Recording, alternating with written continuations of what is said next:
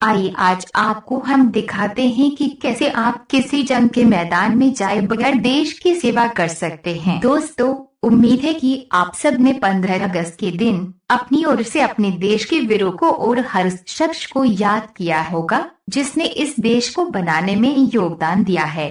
आज जो स्वतंत्र भारत हम देख रहे हैं, इसे पाने के लिए कई जवानों ने अपने प्राण की परवाह न करके जंग लड़ी है। अब वक्त आया है कि इन वीरों की मेहनत और कुर्बानी को व्यर्थ जाने से बचाने में अपना योगदान दे। आज के समय ये जान लेना जरूरी है कि अब जंग और जंग के मैदान का स्वरूप बदल चुका है।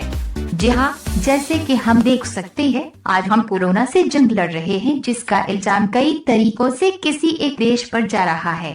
दूसरी तरफ चीन के साथ हमारी स्पर्धात्मक जंग अंतर्राष्ट्रीय व्यापार के मैदान में हो रही है, और यही वो जंग है जिसमें हर व्यापारी, हर सामान्य व्यक्ति देश के प्रति अपना कर्तव्य निभा सकता है।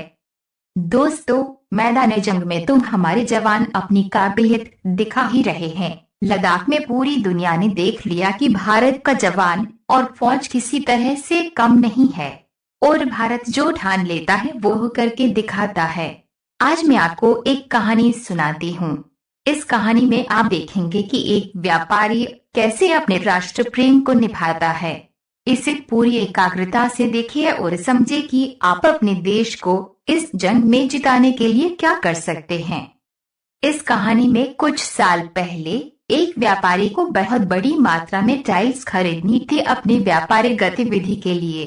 कुछ नया करना था और इसलिए भारत के अलावा दुनिया के और भी देशों में छानबीन की। इस पर पता चला कि यूरोपीय देशों में इसकी कीमत बहुत ज्यादा है और कुछ एशिया के देश में अधिक मात्रा में लेने से कम कीमत पर मिल सकती है। फिर नजर गई एशिया के देश में, जहां से कुछ सस्ता और नया मिलने की उम्मीद हुई। व्यापारी ने अपनी खोज में इस देश में काफी समय बिताया और ये पता किया कि उन्हें अपने लिए टाइल्स काफी सस्ती मिल जाएगी, और वो खुश भी हुए। अपनी सोच में किसी एक कंपनी से अपना व्यापार लगभग तय कर चुके थे।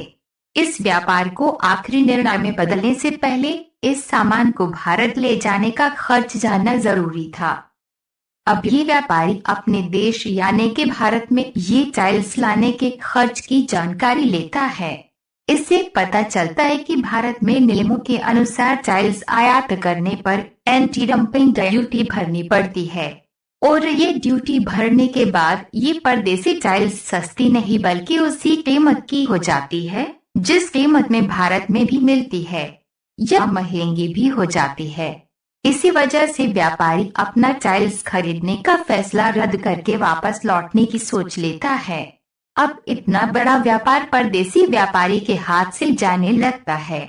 इस व्यापार को पूरा करने के उद्देश्य से तब उस परदेसी कंपनी का बड़ा अफसर एक शानदार पार्टी का आयोजन करता है और इस भारतीय व्यापारी को शामिल होने का आमंत्रण देता है।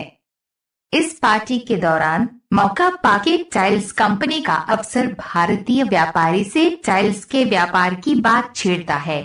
तब भारतीय व्यापारी उसे वजह बता के दिलगिरी जताता है। उस वक्त वो परदेसी व्यापारी एक अजीब तरीके से अपनी बात रखते कहता है, चलो आप खरीदी करो और अतिरिक्त भारतीय ड्यूटी हम भर देंगे।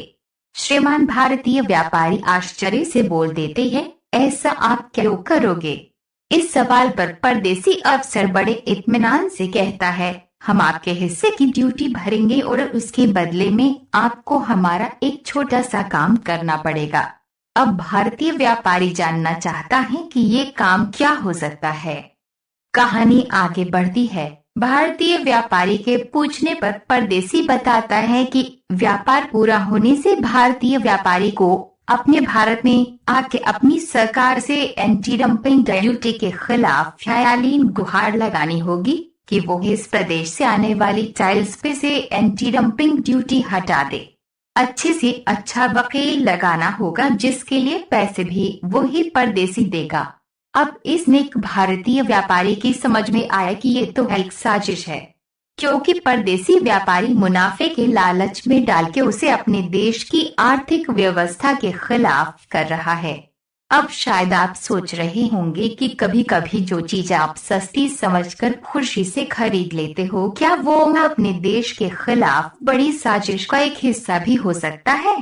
हमारे फौजी जवान देश को बचाने के लिए जान पे खेल देते हैं, लेकिन क्या हमारी एक छोटी सी लालच अपने ही देश का और खुद अपना बहुत बड़ा अहित कर सकती है।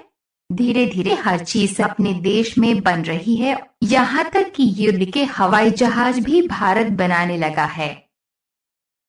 तो क्यों न हम अपने देश में बनी चीजों को खरीदें और इस्तेमाल करें और अपने देश की प्रगति में अपना फर्ज निभाएं। हमारी इस कहानी का उद्देश्य किसी के खिलाफ उकसाना नहीं है, लेकिन अपने देश हित में सभी को जागृत करना है। जैसे प्रधानमंत्री ने कहा, एक बच्चा भी 20-22 की उम्र में अपने पैरों पर खड़ा होना चाहता है, तो हमारा देश कब अपनी जरूरतों को खुद पूरी करेगा और कब अपने पैरों पर खड़ा होगा। क्या हमारा देश कुछ चीजों के लिए हमेशा दूसरे देश पर निर्भर रहेगा? नहीं, हरगिज नहीं। हम अपने आप को और अपने देश को आत्मनिर्भर बनाएंगे, अपना व्यापार बढ़ाएंगे और अपने देश में एक दूसरे का सहकार करेंगे। ये तब हो सकता है जब तुम, हम और सभी देशवासी साथ मिलकर स्वदेशी चीजों को अपनाएंगे, चाहे सस्ती हो या महंगी, क्योंकि कुछ पैसे बचाने के चक्कर में आप अपने देश हित को खो के भविष्य में बहुत बड़ी कीमत चुकाने के लिए मजबूर हो जाएंगे। चलो दोस्तों, फिर मिलेंगे एक और ऐसी कहानी लेकर अगले वीडियो में। तब तक आप अपनी सोच बनाएं कि आप कैसे अपने देश के निर्माण में अपना साथ दे सकते हो। अगले वीडियो की जानकारी पाने के लिए आप इस चैनल को सब्सक्राइब जरूर करें और अलर्ट बेल को दबाएं। आइडिया चैनल अलर्ट आप तक हर वो जानकारी और वीडियो पहुंचाने की कोशिश करता है जो आपको उपयोगी हो। जय हिंद।